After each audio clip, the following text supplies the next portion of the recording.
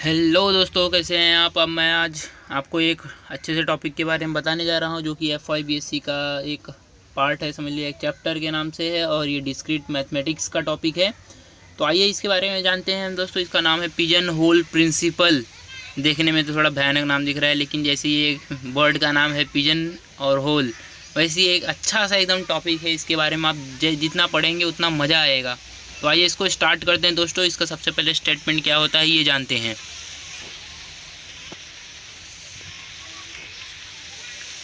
क्या है दोस्तों ये स्टेटमेंट इसका, if n pigeons are put into m pigeon hole and m is less than n, then at least one pigeon hole that has more than one pigeon। इसका मतलब क्या है दोस्तों, मैं डायग्राम के थ्रू आपको अच्छे से बता देता हूँ ताकि आपको कन्फ्यूजन ना रह जाए, क्योंकि जब मैं पढ़ता था तो मुझे थोड़ा कन्फ्यूजन रह जाता था, लेकिन अभी आपको ये डायग्राम की वजह से कोई भी डाउट नहीं आएगा। अब देखिए यहाँ पे डायग्राम में 2 पिजन होल है और 3 पिजन्स है। तो देखिए जैसा कि स्टेटमेंट बताया गया है, पिजन होल्स मतलब m जो कि कम है किससे, पिजन से। ठीक है दोस्तों, जिसको हम पिजन्स को क्या बोले हैं, n। तो कम से कम एक ऐसा पिजन होल होगा जिसके अंदर एक से ज़्यादा पिजन्स आएंगे। तो ये स्टेटमेंट है, जैसे दिख रहा है आपको डायग्राम में। तो इजीली मुझे एक्सप्लेन करने की ज़्यादा ज़रूरत नहीं है, आपको समझ में आ गया होगा। तो आगे चल के दोस्तों इसी को थोड़ा जनरलाइज किया गया और इसका एक फार्मूला बनाया गया, उसके बारे में हम जानते हैं अभी क्या है। देखिए दोस्तों, जनरलाइज्ड पिजन होल प्रिंसिपल वैसा ही है। क्या बोला हुआ है इसमें ये देखते हैं पहले। If n pigeons are put into m pigeon hole and m is less than n, वो पहला कंडीशन वही है। तो then at least one pigeon holes must contain कितना पिजन, ये देखिए मैंने डायग्राम दिया हुआ है, तो इसमें थोड़ा सा पिक्चर दिया हुआ है। देखिए यहाँ पे क्या है, ये फ्लोर फंक्शन है। ये जो ब्रैकेट का जैसा दिख रहा है ना, ये फ्लोर फंक्शन है। ये n-1 upon m plus 1 pigeon होंगे। वहाँ पे क्या था कि एटलीस्ट 1 पिजन ना, वही इसको थोड़ा जनरलाइज किया गया। अभी इसको हम क्वेश्चन सॉल्व करेंगे तो आपको अच्छे से समझ में आ जाएगा। इसके लिए आप बेफिक्र रहिए, क्वेश्चन वीडियो एंड होते हुए आपको पिजन होल प्रिंसिपल अच्छे से समझ में आ जाएगा। सिर्फ एक बार स्टेटमेंट देख लीजिए और, ताकि आपको कोई प्रॉब्लम ना हो। अगर n पिजन्स को पुट किया गया m पिजन होल में, तो n-1 upon m plus 1 pigeons होगा। एटलीस्ट 1 पिजन होल कंटेन्स इतना पिजन, मतलब जो दिया हुआ है यहाँ पे क्या है, ये दिख रहा है n-1 upon m plus 1 pigeons. अब ये देखिए ये क्या है, ये फ्लोर फंक्शन है। अभी सीलिंग फंक्शन और फ्लोर फंक्शन क्या होता है मैं आपको अगली वीडियो में बताऊंगा, ताकि आपको अभी कन्फ्यूजन ना हो और वीडियो ज़्यादा एक्सपांड ना हो। बोर होने लगता है तो ज़्यादा बड़ा वीडियो देखने में। ठीक है, तो आइए हम इसके ऊपर क्वेश्चन सॉल्व करते हैं ताकि आपका डाउट क्लियर हो जाए। पहला क्वेश्चन देखिए दोस्तों क्या है, क्वेश्चन समझ लेते हैं पहले। How many students should there in the class so that at least 4 students name begins with the same alphabet. बहुत ही इंटरेस्टिंग और बहुत ही रियल लाइफ क्वेश्चन है, समझ लीजिए। क्या है, how many students should there in the class so that at least कम से कम 4 स्टूडेंट्स का जो नाम है वो सेम अल्फ़ाबेट से आना चाहिए। सपोज़ हमारा एक क्लास है, ये मेरा एक क्लास है जो मैंने यहाँ पे अपना नाम बना के रखा हुआ है, समझ लीजिए एक क्लास है। इसके अंदर कम से कम 4 स्टूडेंट ऐसे होने चाहिए जिनका नाम जो है सेम अल्फ़ाबेट से आना चाहिए। तो ये क्वेश्चन को आप कैसा सॉल्व करेंगे समझ लेते हैं। मैंने यहाँ पे जैसे लिखा है सॉल्यूशन में कि m = 26 for alphabet, n = question mark, और मैंने direct generalise pigeon hole principle का यूज़ किया है। लेकिन ये आया कैसे, तो इसका मैं आपको एक ट्रिक बताता हूँ, वो ध्यान में रखिए। वो बात ध्यान में रखिएगा, आप भूलेंगे नहीं फिर कभी भी दोस्तों। जो बोला जाता है कि एट लीस्ट, जो एट लीस्ट रहता है वो कभी भी पिजन हो जनरलाइज पिजन होल प्रिंसिपल जो है ना, वो n-m नहीं होता है, वो n या m की वैल्यू नहीं होती है। ठीक है, जो एटलीस्ट का दिया रहता है, जैसे यहाँ पे दिया है एटलीस्ट 4, तो जो एटलीस्ट 4 है वो ये जो यहाँ पे लिखा है मैंने इक्वल टू 4, ठीक है, तो वो वहीं पे लिखते हैं। और ये n या m की वैल्यू नहीं होती है। इसका मतलब एक तो n दिया रहेगा, एक तो m दिया रहेगा, और कोई एक निकालना रहेगा। शायद समझ गया होगा दोस्तों आपको।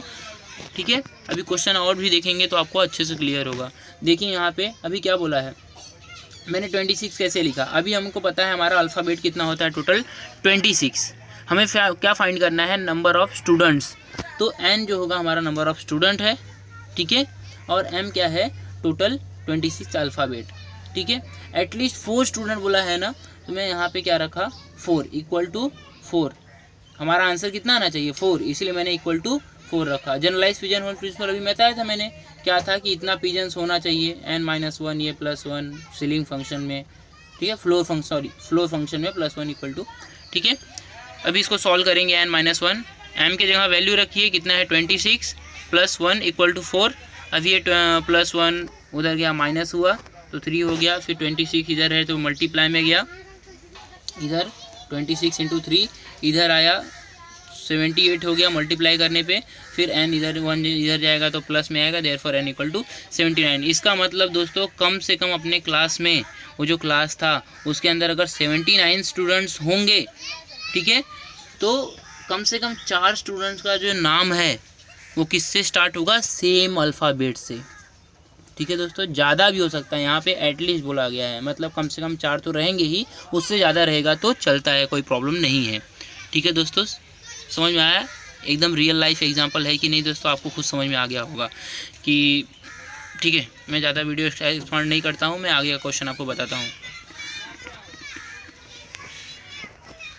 ठीक है। आइए सेकंड क्वेश्चन क्या है, show that if there are 100 student in a class then there are at least 4 student whose first name begin with the same alphabet. अभी देखिए क्वेश्चन पिछले जैसा ही है लेकिन थोड़ा सा चेंजेस है, ठीक है। वहाँ पे टोटल नंबर ऑफ़ स्टूडेंट दिया हुआ था, यहाँ पे दिया हुआ है टोटल नंबर ऑफ़ स्टूडेंट, वहाँ पे फाइंड करना था, ठीक है दोस्तों। तो ये क्वेश्चन को 2 तरीके से कर सकते हैं, आपको कैसे भी करो, मैंने जैसा किया है अभी यहाँ पे वैसा आप समझ लीजिए, 2 तरीके से कर सकते हैं, ठीक है। यहाँ पे मुझे शो करना है कम से कम 4 स्टूडेंट ऐसे हैं, अगर क्लास में 100 स्टूडेंट हैं और कम से कम 4 स्टूडेंट ऐसे होंगे कि जिनका जो नाम है बिगिन होगा सेम अल्फ़ाबेट से, ठीक है दोस्तों। तो देखिए दोस्तों क्वेश्चन समझ गया होगा आपको।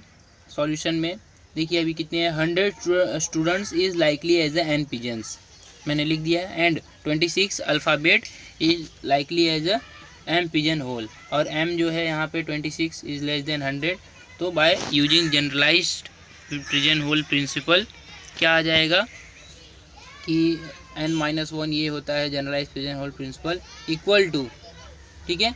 अभी मैंने n और m की वैल्यू रख दी, n और m की वैल्यू रखने के बाद ये मैंने सॉल्व किया, इसको 100 - 1 किया, उसके बाद यहाँ पे 99 हो गया, 99 डिवाइड बाय 26, अब यहाँ पे 3.8 आया +1। तो मैंने 3.8 का दोस्तों 3 क्यों लिखा, अभी आप यही सोचते होंगे ना। तो देखिए मैंने क्या किया कि ये मैंने पहले ही आपको बोला था ये फ्लोर फंक्शन है, ये ब्रैकेट जो है ये यहाँ पे फ्लोर फंक्शन है, greater integer not greater than x, ऐसा मैंने लिखा था वहाँ पे ब्रैकेट में, आप देखिएगा स्टार्टिंग में। तो ये जब भी मैं आपको अच्छे से एक अपने लैंग्वेज बताता हूँ, ये बुक में जो लिखा है उससे आप कंफ्यूज होंगे। तो जो फ्लोर फंक्शन होता है, फ्लोर मतलब क्या होता है, ज़मीन, ठीक है। ज़मीन कहाँ रहता है, नीचे रहता है। तो 3.8 है अगर, तो हम क्या लेंगे 3 लेंगे, इंटीजर वैल्यू लेंगे, ठीक है, समझा दोस्तों। अगर 4.2 रहता था तो क्या लेते थे 4 लेते थे, अगर 4 रहता था तो क्या लेते थे 4 ही लेते थे, समझा दोस्तों, कोई डाउट नहीं है आपको। फ्लोर फंक्शन समझ गया होगा।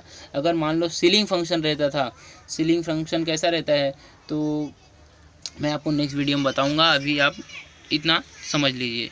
तो मैंने इसको सॉल्व किया तो मेरा आंसर आया 4। देखिए तो जो हमसे पूछा है वो प्रूफ हो गया कि नहीं, क्या पूछा था, एटलीस्ट 4 स्टूडेंट, ठीक है, आंसर क्या आया 4। और pigeon hole by generalise pigeon hole principle यही तो बोलता है कि इतना क्या रहेगा, ये इतने पिजन्स होंगे, समझा दोस्तों। ये अपना 4 आंसर आया है, देखिए एटलीस्ट 4 स्टूडेंट। आइए दूसरा क्वेश्चन देखते हैं इसके बाद वाला, ये थोड़ा इंटरेस्टिंग क्वेश्चन है, ये बहुत से एग्जाम में आया हुआ है। इसमें क्या है, देखिए एक इक्विलेटरल ट्रायंगल है, जिसका इक्विलेटरल ट्रायंगल है और जिसको बोला हुआ है यहाँ पे, if you select 10 points in the interior of an equilateral triangle side of 1 unit, क्या बोला है, side of 1 unit, show that there must be at least 2 points whose distance apart is less than 1/3 unit. तो बहुत easy question है, देखने में थोड़ा hard है, और डायग्राम ये समझ में आ जाना चाहिए, ये क्वेश्चन में डायग्राम ही ज़्यादा इंपॉर्टेंट था। तो देखिए क्या किया यहाँ पे, एक इक्विलेटरल ट्रायंगल है, ठीक है, मैंने ड्रॉ किया है बहुत, ठीक है। Divide equilateral triangle into 9 small equilateral triangle, यहाँ पे लिखा है दोस्तों स्मॉल इक्विलेटरल ट्रायंगल, ध्यान दीजिएगा। Here we have to select 10 points, जैसा क्वेश्चन में दिया है 10 पॉइंट सेलेक्ट करना है, और ट्रायंगल कितने बने हैं यहाँ पे 9 ट्रायंगल, तो 10 पॉइंट सेलेक्ट करना है मुझे 9 ट्रायंगल में से। तो ये अपना 10 पॉइंट्स है, ये क्या हो गया अपना, हाँ दोस्तों ये 10 पॉइंट्स है, ये क्या हो गया, ठीक है दोस्तों, ये अपना जो हो गया पिजन होल हो गया 9, और जो 10 हो गया वो पिजन्स हो गए। तो using generalise pigeon hole principle, ये मैंने फार्मूला लिखा और वैल्यू रखा, वैल्यू रखने के बाद मैंने सॉल्व किया, सॉल्व करने के बाद आंसर कितना आया 2।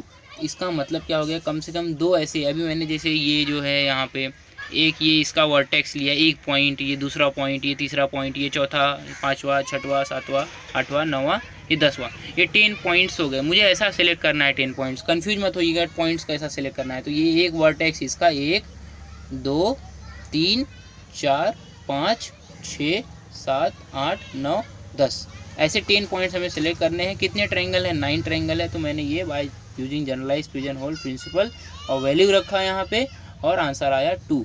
तो कम से कम अभी मैं यहाँ पे कोई भी एक पॉइंट लूँ, मान लो यहाँ पे ट्रायंगल के अंदर यहाँ पे लूँ, तो वो 1/3 यूनिट से कम होंगे। तो समझ में आया होगा ये भी क्वेश्चन दोस्तों आपको, ठीक है। तो अभी मैं आपको कुछ प्रैक्टिस क्वेश्चन देता हूँ। ये देखिए क्या है यहाँ पे question, how many students must have to guarantee that at least 9 of them will have a birthday in the same day of the week. क्या सेम क्वेश्चन है जैसे पिछला क्वेश्चन था अपना फर्स्ट क्वेश्चन, उसके जैसा ही है। How many student, number of student find करना है, मतलब n फाइंड करना है। एटलीस्ट 9 बोला है, एटलीस्ट मैंने आपको बताया था एटलीस्ट जब भी रहे तो वो इक्वल टू रहेगा, इक्वल टू 9 लिखना है हमें। और हमें पता है कि डे ऑफ द वीक बोला है ना, वीक में कितने डे होते हैं 7, तो ये आप हमारा m जो होगा वो 7 होगा, ठीक है। और एटलीस्ट जो लिखा है 9, ये इक्वल टू 9 लिखना है, तो आपको n की वैल्यू फाइंड करने ही फाइंड हो जाएगा। इजी है क्वेश्चन, सेम ऐसे ये भी है। ये क्वेश्चन आप पढ़िएगा, कोई कन्फ्यूजन रहे तो मुझे कमेंट बॉक्स में लिखिए और मैं आपको उसका आंसर प्रोवाइड करूँगा। इसका PDF भी आपको 2-3 दिन में मिल जाएगा दोस्तों। Thank you for watching this video, और आप शेयर करिए दोस्तों इसको ज़्यादा से ज़्यादा, ताकि मैं आपके लिए और भी अच्छे से अच्छा वीडियो लाता रहूँ। धन्यवाद दोस्तों, मेरे चैनल पे आने के लिए। एक शेयर ज़रूर करिए, लाइक करिए। थैंक यू दोस्तों।